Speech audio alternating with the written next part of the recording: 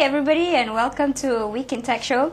As you can see, Karamjit is missing, and I have a guest here, which is the newly minted and newly elected chairman of PICOM, Mr. Wei Chuan Beng, I think Wei. Sorry. Before that, because he's here to talk about PICOM's take and recommendation on the new unveiled budget for 2010. And before that, I will start with the cover story of next week. And it's basically about the Malaysia Kini, the angry child of media, or so-called angry child of media. And they've actually been in operation for 10 years. So the cover story basically is about the journey so far, and their recent talks of maybe tying up with MOL, who has, I think, IPTV licenses, and the possibility that MOL might take a stake in them. So I think being on the internet for so long, IPTV is perhaps the next step for them to take in this online space. So check that out. That's this week, Malaysia Kini. Very interesting story. I'll get straight to my guest. Hi. Wei. Hi, Aisha. How are you?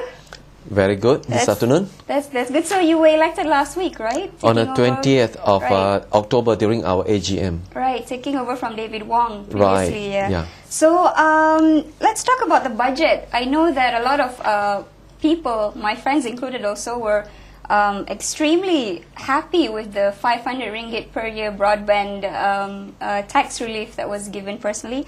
And I also noticed in the budget that there's also the netbook subsidy for university students. So these kind of initiatives really shows what the government feels is important, and I suppose this is probably what PICOM have been harping over the years. So that's probably a general take on the budget. What do you think? First of all, we find that we are very excited with this budget. Right. The reason is this. Number one, government put innovation as the key thrust in our economy moving forward. Right. This clearly marked the departure of the reliance on the past industrial era as well as agriculture era. And the economy in the future, the income of the future, will have to derive largely from innovative initiatives across all sectors. Now, the reason why we are so excited, ICT has always been the most important tool to enable innovation. Mm-hmm. So directly or indirectly, this endorses the major adoption of ICT across all the different segments by having this main thrust. And we notice that even the example of government showing innovative services to the people through the single reference number for the individual, that is My ID, as well as single reference number for the company, that's My COID. It is only made possible with the use of ICT, even though it was not explicitly mentioned. However, it clearly requires ICT. And if you look at one of the other very strategic initiative, that is to provide the petrol subsidy to the intended citizen. Now, that initiative can save billions of ringgit a year. Now, it is only possible to implement this initiative with the enabling ICT services, right? So because of that, we clearly see the major adoption, the transformation of government services through this budget. Talking about the subsidy of the broadband, the impact, what we see is this, is going to make our citizen more connected. When they are more connected, that also means they will have to use a variety of ICT services. They will enjoy a lot of benefits as a connected citizen. And they also become workforce that is savvy in ICT. And it's going to promote a new generation, new breed of citizen that will embrace ICT more than before. And as such, in the form of using e-services, in creating new business opportunities on the net, of course, entertainment, and so forth, it will always be the subsequent effect of this incentive of giving 500 ringgit tax break. Now, along with that, you notice that government, they also provide the loan of 5,000 ringgit to the government officers to buy computers, in other words, ICT products. Now, that has extremely far-reaching impact to transform the government workforce. We notice that the largest employer in the country is government, and many of the government officers in the past have not been equipped with the skills to use computer, with the skills to use ICT. So that may also explain that the early implementation of ICT projects in government have not taken off, because the lack of the human resource preparedness in the usage of the system. Now, if we are able to have large group of government officers taking up this loan every 3 years, and then use computer at home, use internet at home, they can do all kind of things, from as simple as email to the chats, games, banking, you name it. So suddenly, the government officers will already become so savvy in the usage of computer and ICT. When they go back to the workplace in the government, they are ready to use the same skills to maximize the ICT initiative in the government, in performing the government services to the people, to the businesses.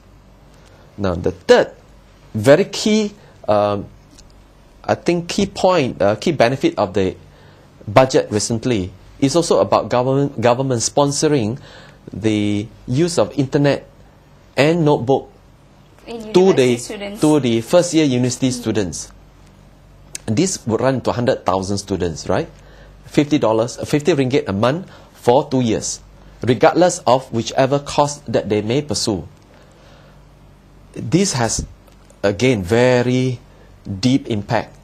Why? Because the undergraduates undertaking different courses, they becomes user of ICT, they becomes ICT competent undergraduate.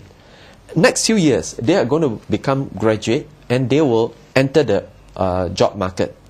When they serve in various organizations, these will also be the people who catalyze the use of ICT in their organization, and therefore bring forth the transformation of our businesses, transformation of organizations in the next few years.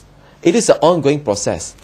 Now, we are addressing, I believe, one of the toughest things, that is to allow the people to have the right competency, to have the right skill set and mindset, and therefore prepare our country for the transformation, prepare our country for the innovative economy moving forward. That's what we see to be such a exciting part of the budget.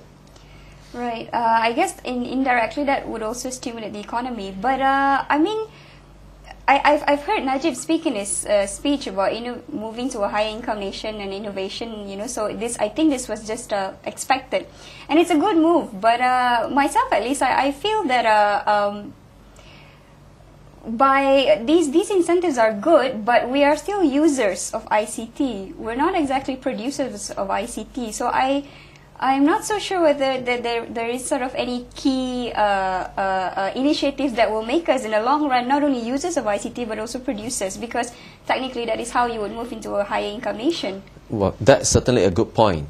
The supply and demand, it has to move in tandem.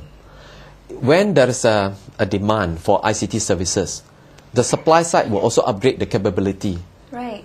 And what we have seen in the past is that through the PICOM effort, through the effort of MSc Malaysia, MDEC, that is to really provide a lot of support to grow the ICT companies and encourage them to build software, to come up with good services. However, the take-up has not been so desirable. With this budget, it stimulates the demand. So then there is this fulfillment of the existing companies to the market, that is government, individual consumers, as well as businesses. Now, moving forward, when the businesses becomes more sophisticated with the use of ICT in enabling their business, then they will demand something even higher standard, higher quality. That will then force the supply side, that means the ICT companies, to upgrade their capabilities, to further innovate. And we then get into this positive cycle. So we see that it is a very direct way to strengthen the ICT industry. Now, along with this, PICOM, this year, the new council year, we are also putting in a very major initiative Right. to educate